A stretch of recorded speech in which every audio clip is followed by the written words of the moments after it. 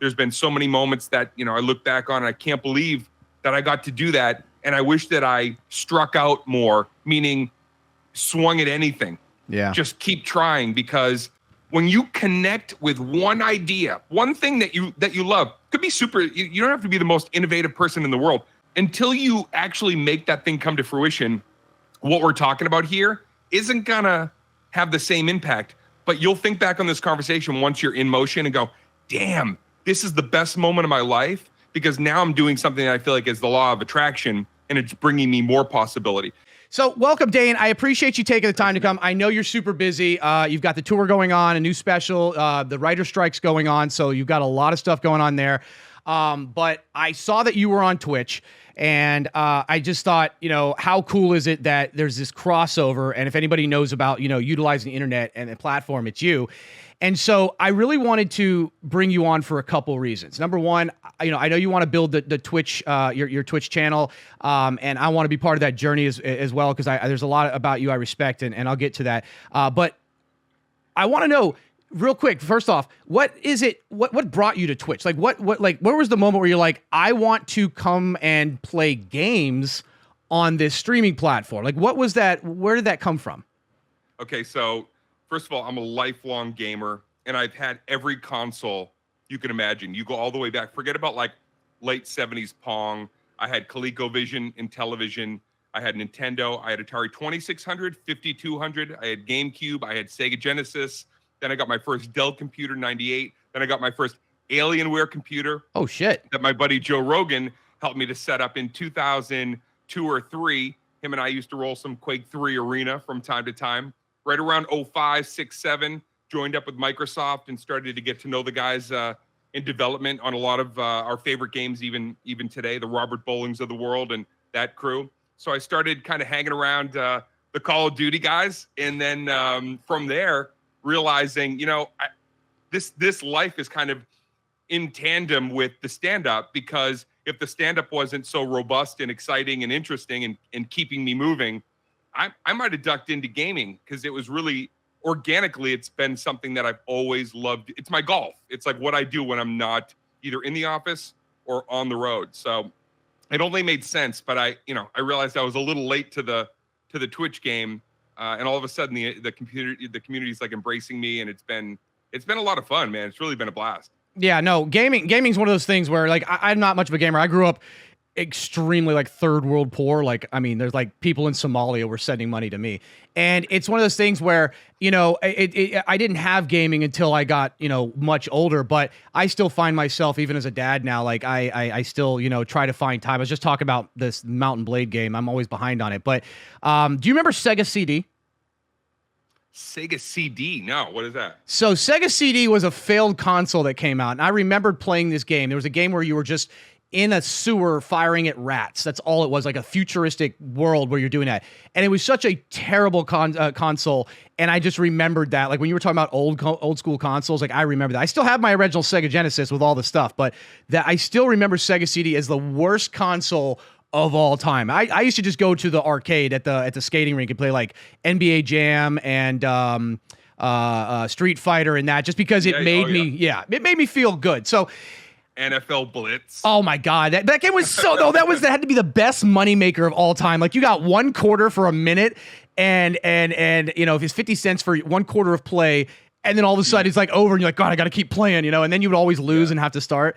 So, but real quick, right around 2003, 4, what I started to realize was when I was gaming, and my screen name used to be www.danecook.com. Genius. That was like, when you aimed at me, you would see that. And so realistically, at that time during the internet, if somebody saw a website, they visited it. That's how like new and kind of cool that was at that point.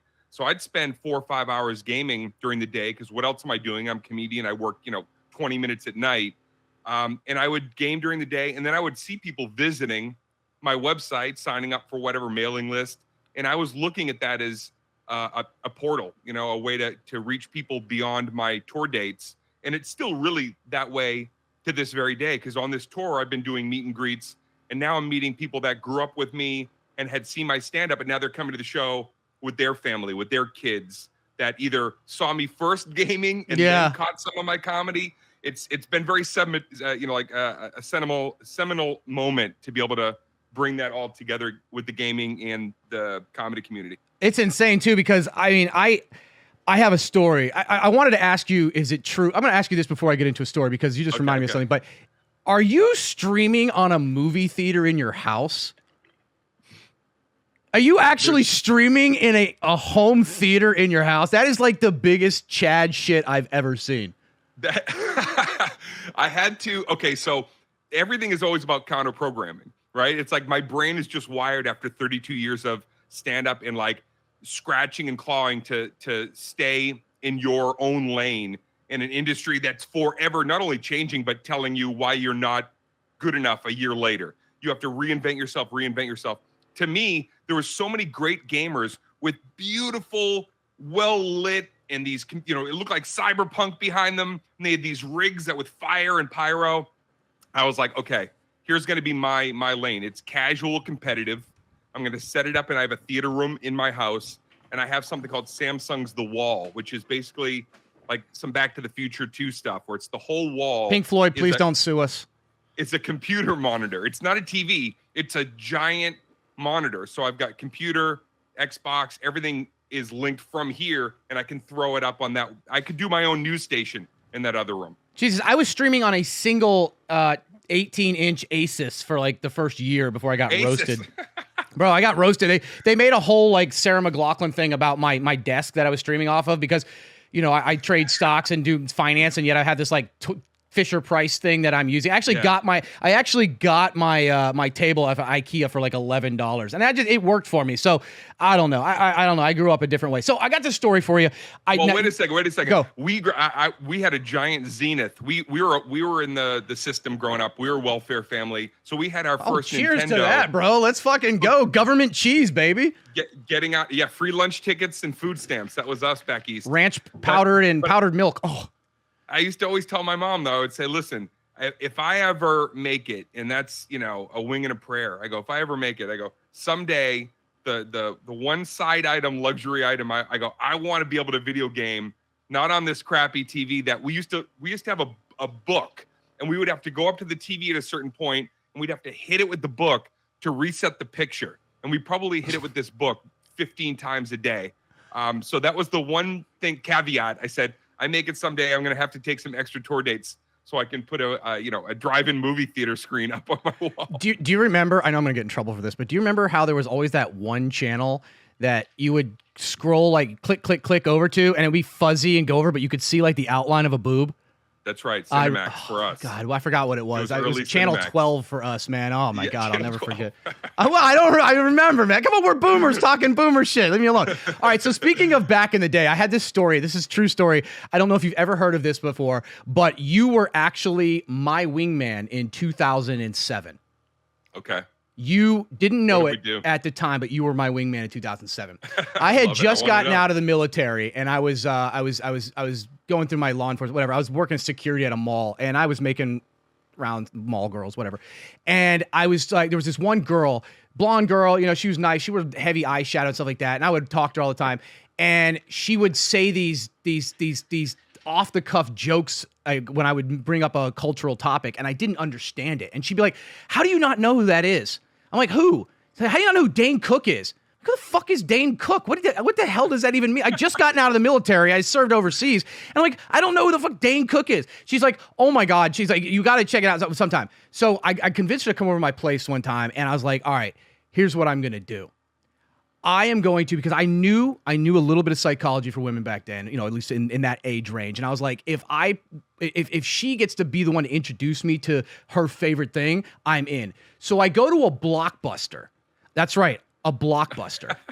And I rent your stand-up special. We're like time travelers. Everything about this conversation. Fuck it. Listen, enjoy it. But I rented it from Blockbuster, and she comes over to the place, and she's like, we're hanging out, and I said, so I got something. This is like before Netflix and chill.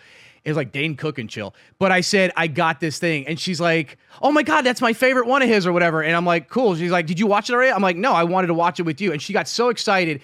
And some of your jokes fucking killed it, but even the not funny ones, if she started laughing, I fucking smirked too. And like 30 minutes in, got it. So rule number one, laugh when she laughs. Exactly. Every time she'd look at me, I'd snicker, and it got me laid. So thank you for being my wingman in 2007. Now, granted, it was one of the worst lays I ever had, but that's not on you. So, but you were there. I appreciate you being my wingman wherever you were in the world at the time. So thank you so much for. Well, we're having some fun in here, but let me say thank you for your service, man. My dad served in Korea, and that's a big important factor for a lot of my stand-up. Has been performing for military personnel around the world. So thank you, man. Yeah, I know. I mean, I wasn't some gung-ho dude. I just lived in a small town and I didn't have a choice. But yeah, no, it was a long time ago now. So, all right. So now that we got this out of the way and the things, this is awesome. I've been having fun so far. But so a couple things that I want to talk to you with. I know that there's some, a lot that to get, and we don't have a lot of time. We got an hour, which is a lot. But I really wanted to bring you on here for a few things. And one of them is my audience is obviously has to do with money and finance and a lot of that, but more than that is about life stuff. Like a lot of people coming here, and I'm not going to go through my whole life story here, but like I said, mom was a stripper, prostitute, dad was a drug addict, a lot of abuse, taken out of the home, lived without electricity, was sick all the time, lived in a home until I got into the military, which was my way out, and then came out of the military, didn't have direction, fell into horrible addiction for a decade of my life, which I lost it. I hit rock bottom, lost everything, was dying, yada, yada, worked my way up. Just like you worked at a Burger King, but I was 30 when I started working at a Burger King. And so I got my shit together and I found this success, in quotations later in life. Right. And I try to teach these guys about life will kick the shit out of you. Life is not fair. Things are going to be there when you find success, all these things about this. And I want to teach them that it's not, you're not a victim. There's a lot of bad things that happen. And that even the people you think have it easy oftentimes have gone through some shit. And the thing that I respect about you, and one of the reasons I wanted to talk to you and bring you on here, is that you are a guy who worked hard to get something that you trailblazed, right? Like comedy was on TV, you brought it to the internet. And I kind of feel in a much smaller version, like this has always been on TV, like Kramer and those guys. I'm the first one to kind of bring it to live streaming and entertainment. But you got to the top of the top, and then it feels like life just kicked you in the nuts. And you could have easily, if anybody had an excuse to just give up and just say, whatever, it could have been you, but you just kept grinding, you kept changing things up, you're doing things, you're still going. And I think that's an inspiration for a lot of things. And so I kind of want to get an idea of your story in like I don't know how to put it in a frame in a way that you haven't done a million times on a podcast. Like everybody knows your stories and stuff like that. But I really want to focus on some of the things that you've really had to overcome in your life and how you got there. So can you give me kind of a little idea of like how you went from Burger King to Madison Square Gardens in like 30 seconds or less? Not serious, but you know what I mean? Like a TLDR. Yeah, man. It first of all, like hearing from you and when you kind of quickly stream through some of the most hardcore struggles that, in retrospect now, you look at you, I would never want to have to go through that again. I would never want to have to, go back and even think about recalibrating that moment. And me too. I've had capsizing moments, traumatic moments. Fortunately for me, that's good for stand-up. A lot of the darkest corners kind of end up as fodder for material. So it is a little bit like a live therapy session when you do stand-up, and it's very cathartic. But the realistic nature is I grew up feeling like my back was against the wall. I was dealing with not only terrible social anxiety, I was dealing with alcoholism in my home, which was really, really bad. And I didn't even know how bad it was until I didn't know what a bad environment was until I was in like a safer and a good environment. Yeah. And so I could look at, a lot of these kind of cornerstone moments of my early life and realizing, oh, wow, there's a lot that I still need to learn and educate myself on, but I'm not a victim. Oh, absolutely. The first breakthrough moment, I think, for anybody is realizing, you're not at the mercy of some universal roadblock. You're actually in some ways being directed those are, the hurdles sometimes are actually detour signs saying, okay, this is clearly where you've hit the wall. And now you have to start to pivot and learn what it is that you actually want to put your whole self into. So for me, having that like mid 90s, I'm on the road, I'm in the middle of nowhere. I'm not only miserable because I feel like my career is nowhere, but I'm carrying all this baggage from a rough upbringing. Let me just kind of jump forward. What I would say to your audience is, now being the old bull on the hill and looking back at 3 decades of highs and lows, but certainly more highs, because if there's a next high, that's the only win that matters. It's not even what you did before. It's when the next pendulum upswing happens. If you're feeling good, that's the win. That's the finish line. Focus on the small W's, not just the big ones. 1,000%, because then you start to really look back and go, oh man, that pressure made a gem. That situation that I thought I would never want to be in a million years actually gave me more ability to see where I wanted to be, because it fuels you, right? That's the thing. You start talking about all these hardships and the things that are cataclysmic and make you feel like you're a completely broken person, and yet that's the stuff that entertains possibility in you to go, what can I really do to get out of this situation? So first, but I think it also brings a lot of anxiety though too. Like, you like, I'm like with you, I had a lot of social anxiety when I was young, and not anxiety, but like I was wanting to be liked because I was from such a bad thing and so many bad things. And when somebody would laugh at a joke, instead of just thinking about it, you'd be like, oh my God, they like me. And so you would keep doing it, sometimes too far, and then people wouldn't like you, whatever. But when you come from such a bad place, when you do find success, I think it actually brings more fear of losing that success, because not only do you appreciate where you came from, but you're so afraid of going back. There's that. But then also, once you have a taste of possibility, once your eyes are kind of open to, I created something from nothing. An idea in my head or a comedy routine then turned into, now I'm standing at Saturday Night Live, when I remember 10 years before that, standing on a stage, and I think I was I was somewhere in Michigan, and I remember I was in front of 9 people. 8 of them were not there to see me. They just happened to be in the bar or the tavern.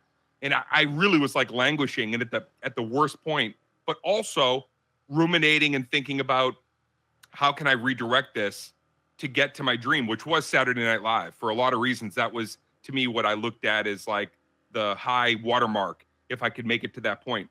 But the only way you get to any, plateau is education and really digging in and realizing a lot of people don't want to do the work. A lot of people don't want to get up and do the work. But if you're willing to get up every morning a little early and start focusing on the tools that you need, you would be surprised at, once those things start to assemble, how much easier it is once you're in motion than it was before when you felt stagnant. That feels like you're a billion miles from your goals. You start working a little bit towards something in a unique lane, then that's fire. And it's insane how a lot of people out there will hate you, not because of you or because of what you do or what you're like, but because you remind them that they didn't do that, or that they gave up, or that they didn't take that chance, and they hate you for that success. I try to admit when I'm wrong and stuff like this. I used to hate Justin Bieber. I hated that little shit. Okay. Not now. But I'm saying, but that's my thought process back then. I hated Justin Bieber. And I used to hate his music and stuff. This is back in 2008, 2009. But why did I hate this guy? The guy's music was, I guess, good. People liked it. I just turned it on. It was on the station if I didn't like it. But why did I hate this guy? The guy was good looking. He was successful. He had all his money. He had all his friends. He had all his women. He had all his stuff. And so I found this reason to just hate this guy. And then as I got older, I'm like, why do I hate this guy? He's just doing his thing. And then I found out that I was pissed because he had everything that I didn't, or he had things I wanted. And I found that I didn't actually hate him. I just hated what it reminded me of me. Sure. And I thought that was interesting. But even like beyond all the things that you believe he possessed or he did possess, I think sometimes just looking at somebody and feeling like and projecting they look really happy and I'm really unhappy. And the reason most people are unhappy is because they feel unfulfilled. And the way that you start to fulfill is getting a piece of paper, a pencil, and start literally jotting down, these are the things that I want. You get one lottery ticket of life, one ride. These are the things that I'd like to accomplish and see and do in this journey. And when you start with that, and by the way, this isn't seminar or anything. There's no book to sell. There's no t-shirt to buy. I do this. I black out. You're good. Just go. Just get a whiteboard and we're fine. That's right. We get the whiteboard, and it's the best, the wealthiest advice is getting the ideas out of your head. Stop thinking them up, because you think about them, you get excited. And then the average idea of excitement is going to dopamine you. And then like 10 minutes later, you're going to go, well, that probably will never happen because it's, I didn't even know. I didn't go to school for that or what. And you'll quickly kind of poo-poo on your own idea. You write something down and you make it actual. I don't know, man. If you believe in like the way the world or the universe, like, manifestation, or once something's real in the world and you can see it and share that idea with somebody who believes in you, it starts moving things around. Things around you start changing because now you're looking at it going, well, I can get these supplies, or I can educate myself in this way, or I could go to that school, or I could go online and go to Google University and learn what I need to. There's a myriad of ways to succeed, and there's one way to fail, and that's by doing absolutely nothing with the thoughts inside your head. By the way, not sponsored by Google University. University of Phoenix, by the way. My first ever TV commercial, I spent about 3 years in acting, and I did a bunch. I was on a few TV shows, but I did a lot of TV commercials. And it's on an episode of Burn Notice, Magic City. I did. Magic City was good, man. Well, I was in Miami, but I didn't get past of it because as I was getting up when I went from like extra work to featured work and started moving up, that's when my addiction started. So the career stopped. But my first ever commercial paid gig was an ITT Tech commercial. I just thought that was funny. No, $350 for the day. I'll never forget it. But actually I did a different type of video before that, but that was different. All right. So it was interesting too, because you're talking about the failure and stuff like with people and social anxiety and take hold of things. And I think it's very important. I think a lot of people are always scared of failure. I always tell these guys, your life, even if no matter what age you are, your life is a book, right? Every page that has been written already, right? Like every day you've lived is a page written, but the rest of your life is empty pages and you hold the pen. And then I want you to write your story, but I want you to write your story like no one else is ever going to read it. Mm-hmm. And think of it that way, right? Like, and what you're saying, the same thing is take that chance. And the biggest risk in life is never taking any risks. And it's okay. You might fail, but at least you're going to look back and not wonder what if. Because when I used to run hotels, all the older people, I used to ask them, their biggest regret was they didn't take a chance or they wondered what would have happened. Yeah. And they always say to me, do it now. Even if you fail, at least you did it. Yeah, I was actually, it's interesting you said that because I was a dietary aide in a nursing home when I was one of my first jobs, 15, 16, 17 years old. Wait. Can you explain what the hell a dietary aide in a nursing home does? I thought it was just like oatmeal and pills. Well, it's that, and you're the assistant to the person providing that. So I would go into the kitchen, and not only was I washing dishes and helping with prep, but sometimes we'd be delivering carts to the residents with the nurses' help. So I was constantly in those same kinds of conversations with the people that were, living their final years at this Lexington, Massachusetts nursing home. And almost every single one of them that I would spend that incredible time with, and sometimes on my break, I would just go hang with the residents. They'd be playing, pinochle or whatever they were doing up there. And they would all say, I've had so many adventures in my life. There's been so many moments that, I look back on and I can't believe that I got to do that. And I wish that I struck out more, meaning swung at anything. Yeah. Just keep trying, because you truly, when you connect with one idea, one thing that you love, could be super, you don't have to be the most innovative person in the world. It could be something that's like, that would provide your neighborhood a better opportunity, or your home life, whatever it might be. Until you actually make that thing come to fruition, what we're talking about here isn't gonna have the same impact. But you'll think back on this conversation once you're in motion and go, damn, this is the best moment of my life, because now I'm doing something that I feel like is the law of attraction, and it's bringing me more possibility. Are you hitting on me? Brings you more. Jesus, I'm going to look back, say this is the best moment of my life, and then so attractive. Jesus, Dane. Well, I thought that's why we're here. Hold on, you gotta get dressed up or something? I mean, fuck. Yeah, man. You know, my whole thing is I love talking shop. This is why I wanted to be able to chat with you today, because you know, I mentor a lot of young people in the industry. I talk to a lot of people, even if it's just on my Twitch stream, or you know, if I do like a breakout chat or whatever it might be. My whole thing is like, I love seeing people take a possibility, take an idea, and start, you know, formulating a plot on how to succeed with it. I think even more than my own successes, and I've been fortunate enough to have a bunch, it's like seeing somebody else have that first success is the greatest feeling in the world. Yeah, I appreciate that. It happened with me. I had got my life back together. I started working in a Burger King, like I said, but I was 30 and I just kept giving it my all. And then because I did, somebody offered me a job in a hotel as a bellman, and I just worked hard, worked my way up and became an overnight manager. Yeah. And then I had this idea. I traded stocks and I loved money and making people laugh. Like I was like, wait, because you know that idea of like, you're into something and you explain to somebody and they're super into it. They want you to keep telling them, and that feeling of just like, oh my God, sure, I'll keep telling you. And I saw that. And so I decided one day I was going to quit my first ever $50,000 a year job with medical insurance, and at 31 years old, and I'm going to go stream to 10 people a day, making $100 a month. And everyone said, you're crazy. And then they said, well, what are you going to be streaming about? Finance and money? You're crazy. How many viewers do you have? 10? You're crazy. And at one point I became the #1 streamer in the world when GameStop happened. So, and then now it's been a fall, so that's why I said you and I have a lot in common. I remember doing gigs in New York City, you know, in front of, again, like a dozen people, and I would walk because I couldn't afford even the subway, but I would walk back to my apartment, and I'd walk by Madison Square Garden, and I would stand there at 1 or 2 in the morning, which is not a safe thing to do in New York City, 1993. But I would look at Madison Square Garden, and I'd say out loud, I'd be like, I'm going to play you someday. Yeah, you did. You were there. You were only one of only 3 comedians to ever sell out Madison Square Garden. I think it was like Steve Martin and Richard Pryor. I think it might have been Dice.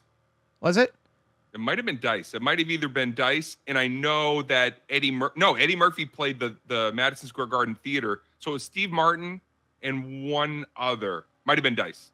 Okay, but yeah, you're one of only 3 comedians to do that. You had your album came out. You finished at number 4 on the Billboard Top 100 charts. I mean, number 4 of anything, not comedy. Number 4 that year. I mean, that Jay-Z in Retaliation, my second album. Exactly. Like these are things that nobody may never do again, especially because comedy's dead now. But it's one of those things where it's like you did that, and no one can take that away from you. Like I keep that little thing of me being that #1 streamer or whatever. Like I may not have that again, but I had that moment, and I did that myself. And you did that. I look at it. I don't look at a moment as trying to do something again. I never want to be derivative, but I look at that moment as, if I could do that once, I can do anything once. I can do anything, and I can get to any opportunity because I know how to put a win in the win column. So you wouldn't want to do it again, but you would want to have a new first. Yeah, exactly. Another new first, or like sure. Be able to go same thing, different direction. Like you streaming. Maybe you'll become the #1 streamer on Twitch. 3 years before I had the Madison Square Garden or the album out, 3 years before, I was still doing it's kind of like underground, doing a lot of colleges. Every once in a while I get like a late night TV spot. But the reality is Hollywood wasn't knocking at my door. The industry didn't really care. It wasn't I thought I had arrived, and instead it was kind of like, yeah, hey, what's up? Get in line. Everybody here is trying to, stand out from the crowd. Then I end up getting online in the early incarnation of like what I call like TikTok 1.0 or Twitch 1.0. MySpace. Yeah. And so I get on there. I start just hanging out with my fans, again, globally, anybody who had access to MySpace. And then after a couple of years, I've got 2, 3, 4 million people on there. So when I put out that album, I had already built up like this legion of fans. When I hit the ticket sales for Madison Square Garden, even the people that ran Madison Square Garden, even though I got the lease, even though I worked out a deal with them, with my company in there, it's like, give me an off night to show you that I can put some people in here. And they were like, we don't think you're going to put more than, whatever they had a number in there, my 8,000 people in here, like maybe. And we ended up selling out 2 shows, full capacity in the round, not even partitioned seats, with 1 click on MySpace. That's so insane. I quite literally clicked myself onto the map because I had the idea to wake up and start, like yourself, chipping away at where are my fans around the world? Why are they interested in me? The ones that don't like me or don't get me, it's fine. They can exit. But the people in this space, in this room right now, are going to be the ones that put me on the map. And here I am all these years later, still being able to look at that pivotal moment as I'm so glad I put my all into that thing that I knew was working for me. The one thing that was working for me. And it wasn't something like people will say, oh, well, that's just luck that does it. But it's oftentimes it's not luck, it's the grind. Like it's like people will say, oh, well, you got lucky because of this MySpace or with me GameStop. Right. It's like, no. Everybody's lucky that makes Yeah, it, but right? if that was the case, then the same event would make everybody a star. But why did you set out? Because you built a house on a foundation and didn't quickly put up a house on a nice piece of land that when there's a landslide, they're all gone and yours stays there. So you built that. Also, too, at that point, the industry, the comedy industry, had come out of the worst rut in the 90s. Comedy in the 90s was really bad. It was not working. And the entire college generation that I was performing for those 10 years, I was their first comedy show. Mm-hmm. A lot of them only knew some comedy, maybe from HBO or a Robin Williams who ended up, on TV. So comedy had like an identity crisis. But I had come up ready. I came up out of New York. I'm with Chappelle. I came up out of New York with Burr. Mm-hmm. I came up out of New York with the late Patrice O'Neill. I came up out of Boston and New York with Gary Gulman. I came up out of New York with Dave Attell.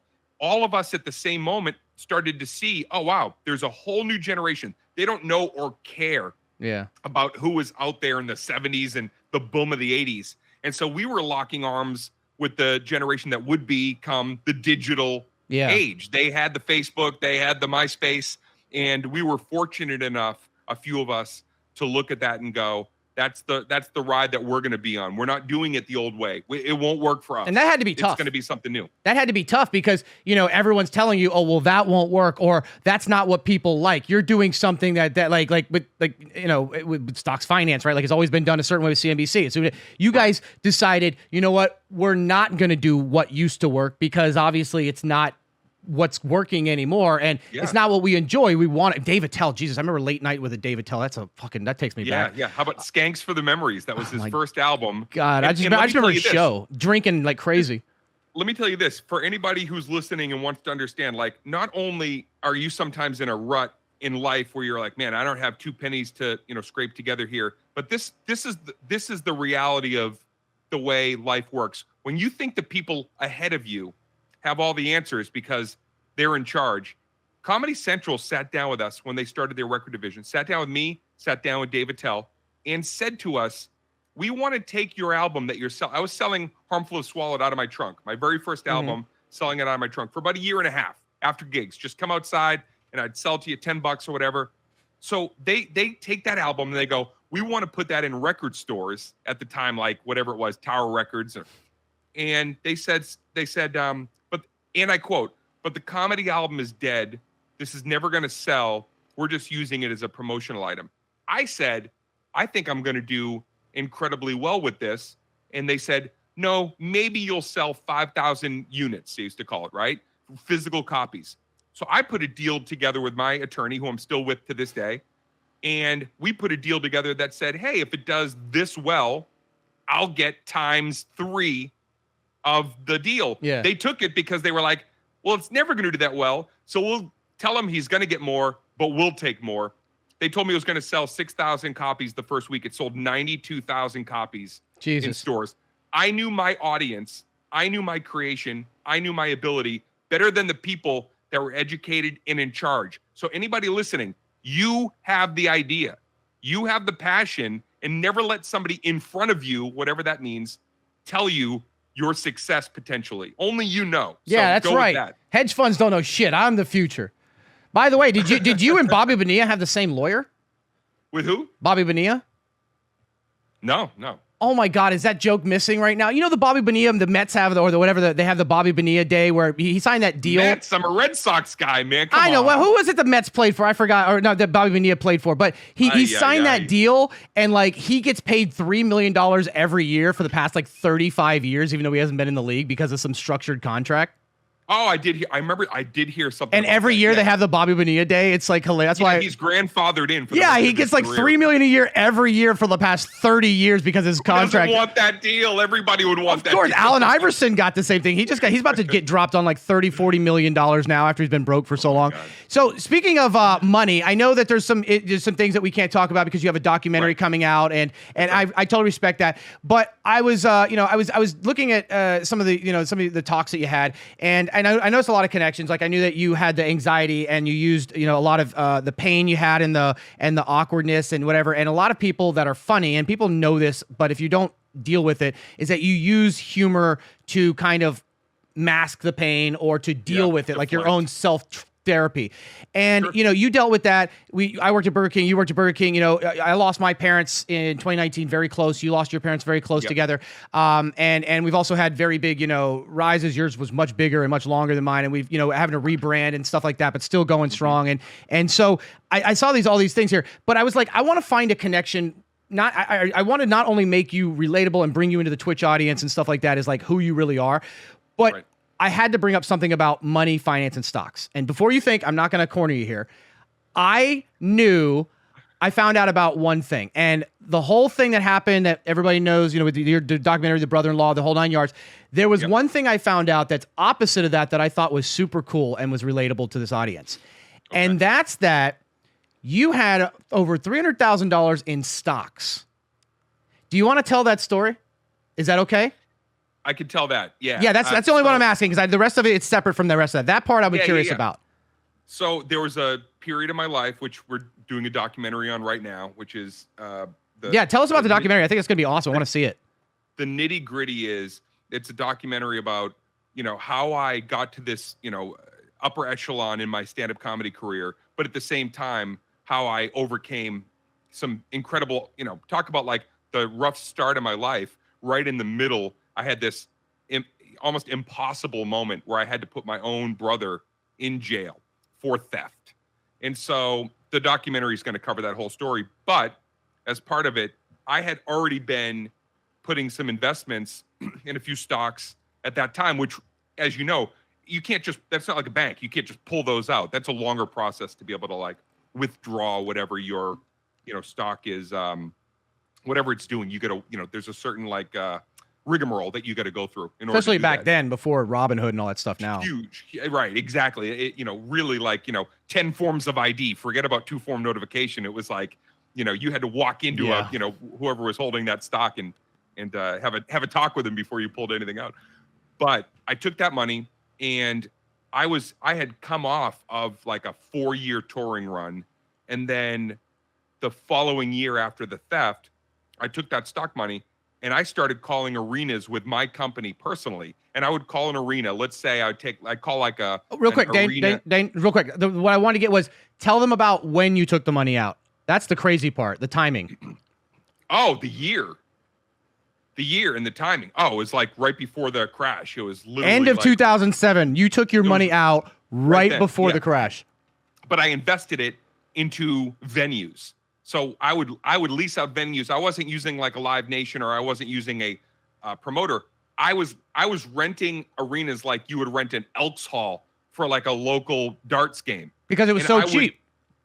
It was so cheap back in the day, especially on an off night. You could go in, I could rent an arena. They'd say, oh, it's $20,000 for the night. I could set a ticket price. I'd fill that place with 20, 30,000 people. And next thing you know, I'm walking with the door. So I'm using the last bit of money that I had, increased in value in that stock, pulled it out before it would have been decimated anyway, and invested in myself. And from that, it provided me, for the rest of my life, I'll be in good shape because of something that happened during probably the most perilous time in my career. Yeah. So real quick, just to the audience who kind of misunderstood, that's not really here all the time. Basically what happened, obviously the theft part is different, but he had some money left over, about $300,000 that was in stocks that couldn't be accessed by anybody but himself. So it sat there. And then at the end of 2007, after all this happened and he was going through all the legal issues of it, he had that money, decided to take that money out because he didn't have any money elsewhere. So this was the only money he had. Took it out at the top of the stock market bubble, took it out in cash. The market then crashes several months later. He then takes that money and is able to rent venues cheaper than they normally would be because the economy just crashed, and he's got basically sold at the top, renting out at the bottom, and now taking this money and not having to split the fees with the agency and manager and the venue. He just buys it directly, takes all the door fees, and basically 10x's his money because of just whether it was luck, whether it was just fate, whatever. So that's the awesome thing that I want to bring up. Fate. We don't use those words around here. They call us gambling addicts if we do. But I will tell you, like, being able to, set my own ticket price, being able to also realize in that moment, everybody was going through this struggle, but everybody still needed to laugh. Everybody wanted that comedy show.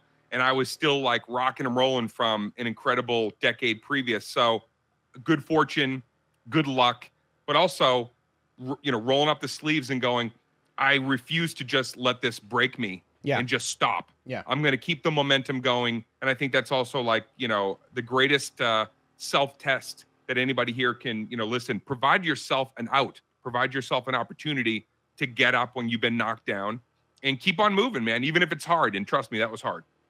Giggity. I mean, it's something like what I always disagree. Like Arnold Schwarzenegger, he has like a lot of those motivational videos out there. But there's one that I always get upset with, and it's where he goes, there should be no plan B. Don't have a plan B. Plan A only, and if there's no failing. That way you never fail. And I'm like, that's nice and all, but life has a funny way of getting in the way. And if you don't have a plan B, like you need to have that. Plan B doesn't have to be a different plan. It just needs to be a different, maybe a step back in a different direction of the same thing, because you don't want to go all in, or else, you might buy a Silicon Valley Bank like I did and it goes to zero. Yeah. The plan B of it all is realizing, with whatever it is that you want to be doing in your plan A, you have to almost be comfortable in knowing it may not be the gold at the end of the rainbow, but if it provides in any way, shape, and form, the alternative is the cubicle somewhere you don't want to be in doing that gig, or the drive-through that you don't want to be working, that you feel like you're wasting your potential resources. So I say you make that plan A undeniable. Whatever it is that you put yourself into, you got to be the best at what you do in that moment. The truth is, if you don't put in the 10,000 hours, you're not going to have that moment where when the spotlight hits you, what do you got? And some people actually, I know even in this business, they didn't work as hard as they should, but they still had a moment, but they couldn't capitalize it because they had nothing ready to go. Yeah, and they didn't have that foundation that to build off of, because it just you just took advantage of it. So that's actually a very fair point, because like you said, it's actually, I really like what you said there. You can have only plan A, but if you don't put in the work to build that foundation, you can't, because there's nothing to fall. You can't keep yourself going like you have, that. The other question I wanted to ask you, and this is something that I feel like you were part of being a trailblazer, is you kind of brought comedy and you were that first guy to kind of like transition from TV and radio and CDs to the internet, right? We talked about that. The one thing that I have the opportunity, even though it doesn't make it easy, is that I know when I get online and I read about myself, it's going to be a lot of shit. Like, the people who love you oftentimes don't say much because they just appreciate you. The people who don't like you will just not say anything. They'll just change the channel. But there's the loud minority on the internet is just toxic. Doesn't matter what you do. It doesn't matter what. It's like I tell people all the time. If I ever screw up on the internet, if I ever write something, I don't have social media. If I ever do, I'm not going to do an apology tweet or a video, because I know that the people who want my head, if I give them an apology, it's not going to be good enough. And the people who love me are going to think I sold out. So I'm just either going to disappear or lean into it. So you didn't have that opportunity. You had to be the person to go to the internet, blow up, and then go thinking the comments were going to be fans who appreciate you.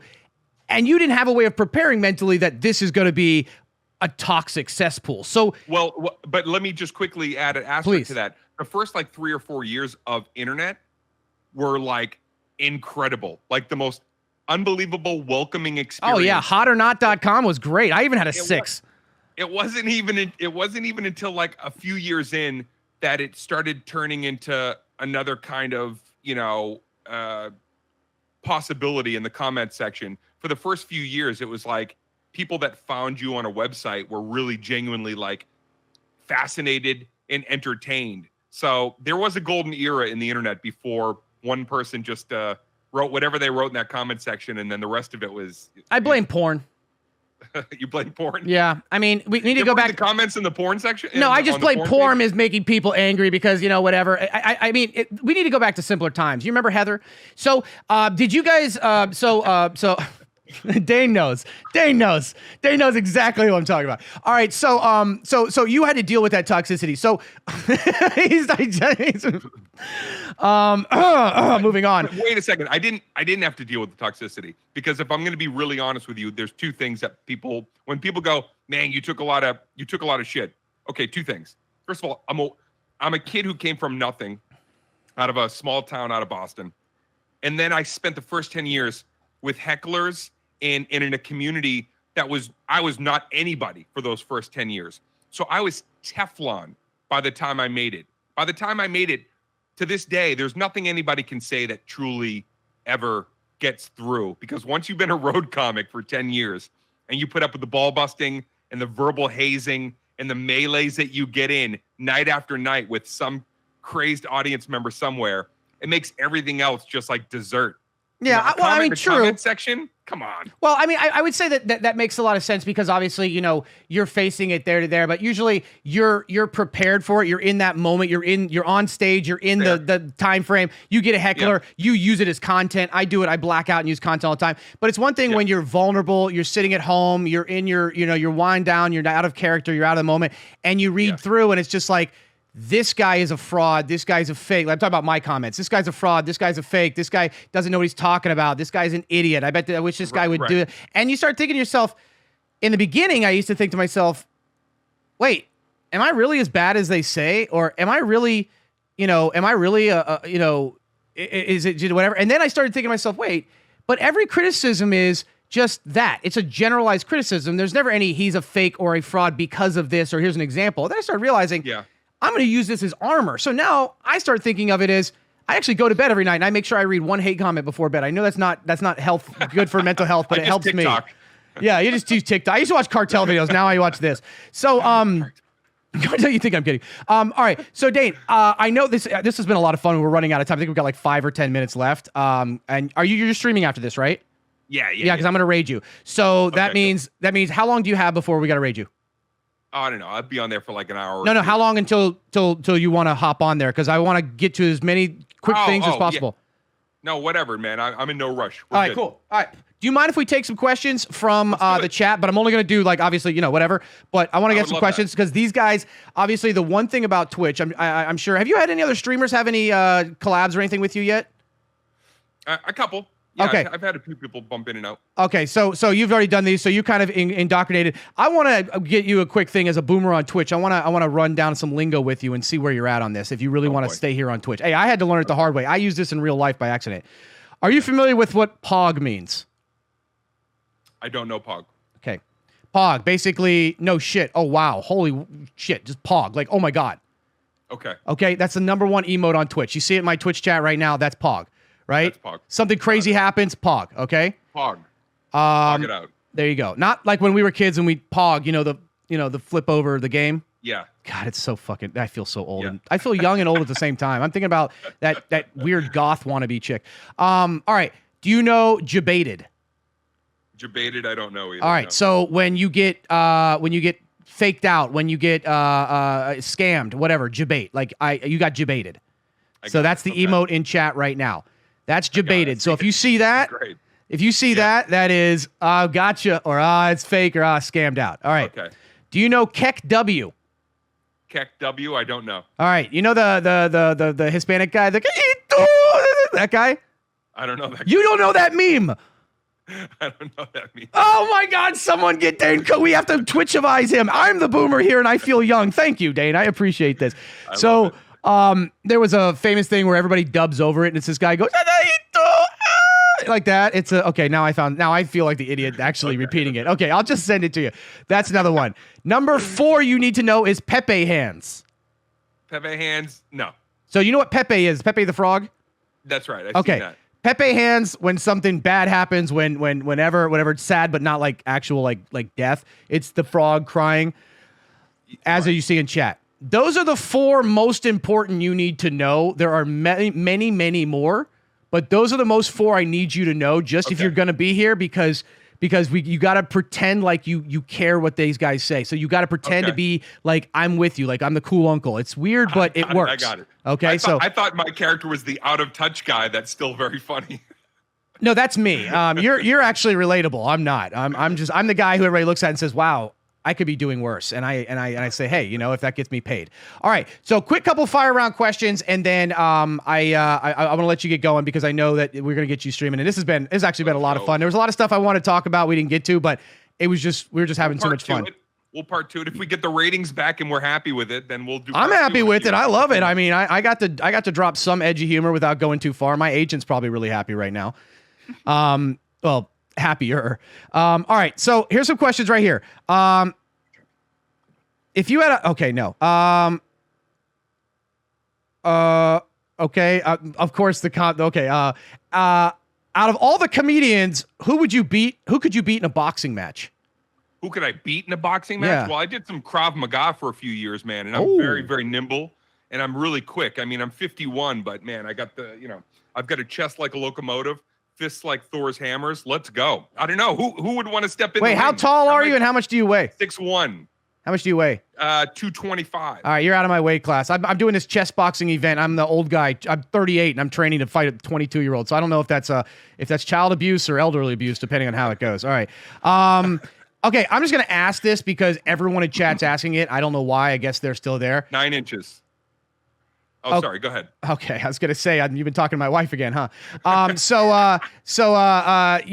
question to you is they all want to know, and actually now it's making it awkward because of the question coming. But what was it like working with Jessica Alba? Jesus fucking Christ, guys! What was it like working with who? I worked with Jessica Alba. I didn't hear it. Jessica Alba, amazing. First of all, you don't want her on here because she's a billionaire now. Oh yeah, we know it. A lot of people lost money on Honest Company. See, I don't know the backstory on that. Okay, let me divert from that conversation. She didn't. We did.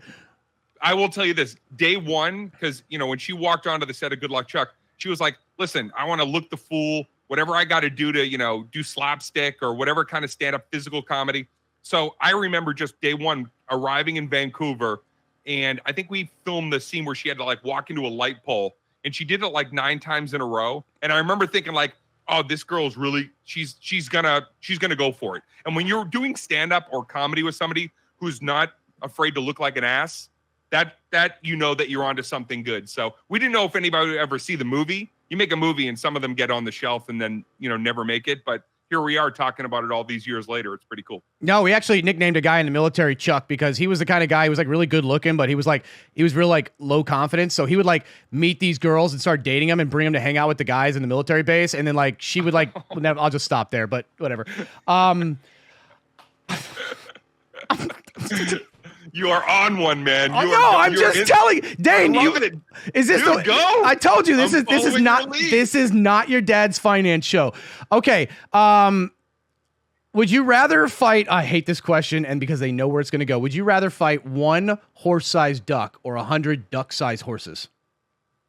The one good punch on the 1 horse-sized duck. Guys, that's the question. Do I really 30 years of stand-up, and that's the question? No, Dane, this isn't about you because they know I'm about to explain to you why you're screwed if you take this. Oh God, here we go. Oh God. Time to whiteboard it. I'm not whiteboarding it, guys. Okay. Oh no. Time to whiteboard it. Get the whiteboard. No, you don't want the whiteboard for this one. All right, so I'm just gonna run down why this is a bad choice. Okay, you want to take the 100 duck-sized horses. Number one, horses at that size can't jump. Just stand on a chair. What are you going to do? I mean, just stand up on a chair, you're fine.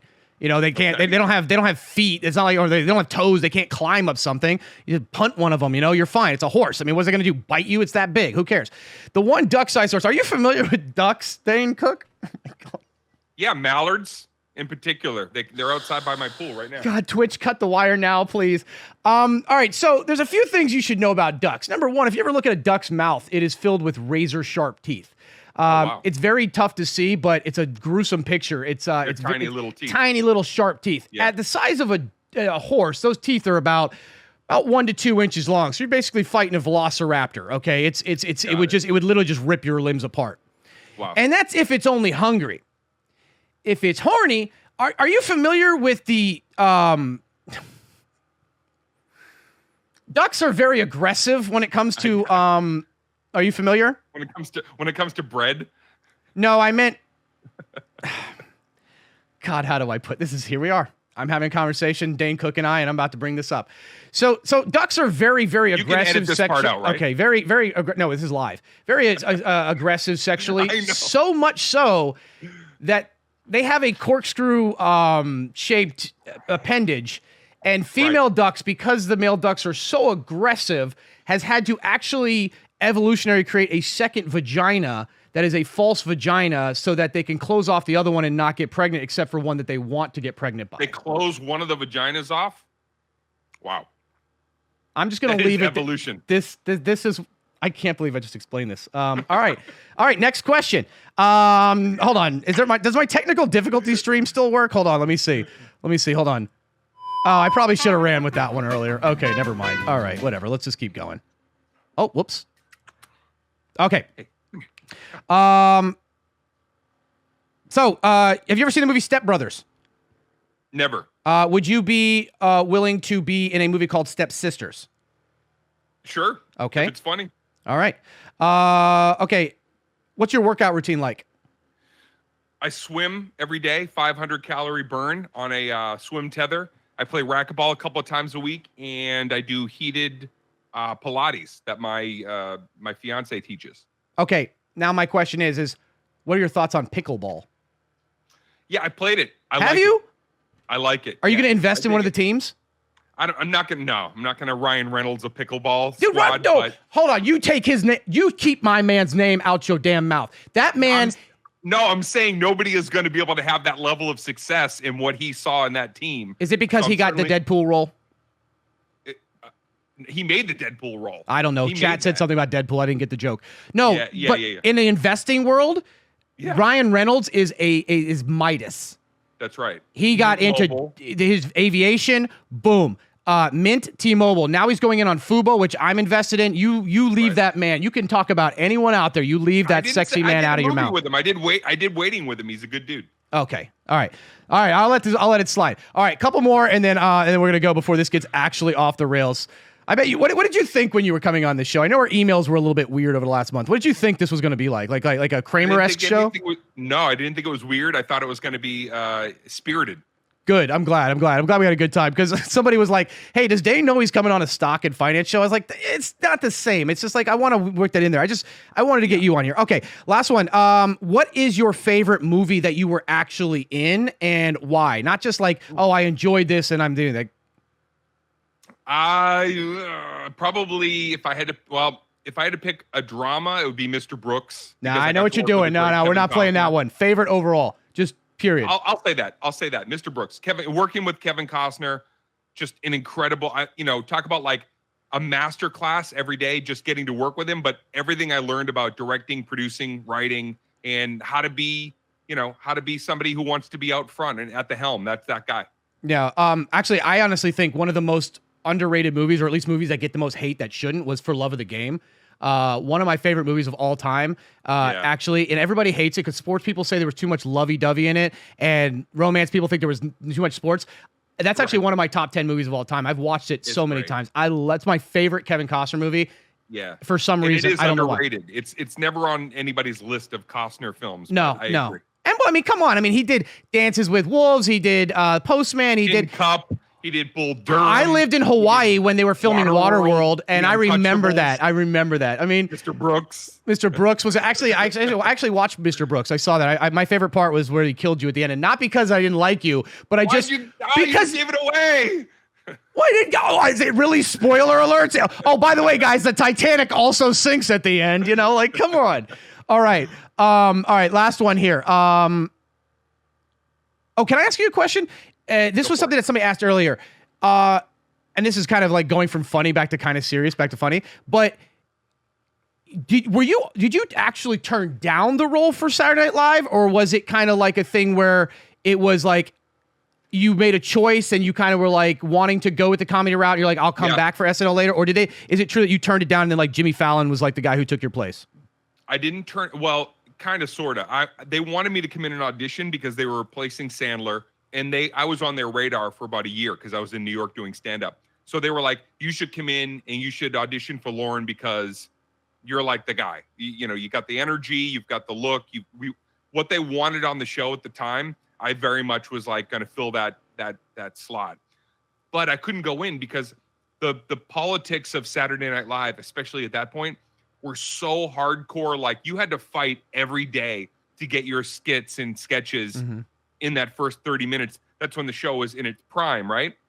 I didn't have that. I was still pretty beta, man. I didn't come into the alpha athletic version of myself until later. So early 90s, I didn't have the ability to fight that fight. I was funny on stage, but anywhere else, I felt like I was really lacking in any kind of spine.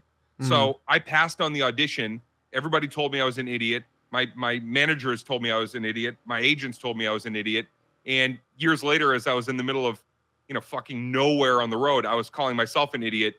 But I was also realizing, man, if I can build up my own fan base, maybe I'll go back there and I'll be the boss. I'll be the producer. And sure enough, when Lorne Michaels called me, I was in a Vegas hotel room for the Vegas Comedy Festival. He called me personally. Hello, Dane, it's Lorne. I said, Lorne, what's up? He goes, you're hosting. I'll never forget it.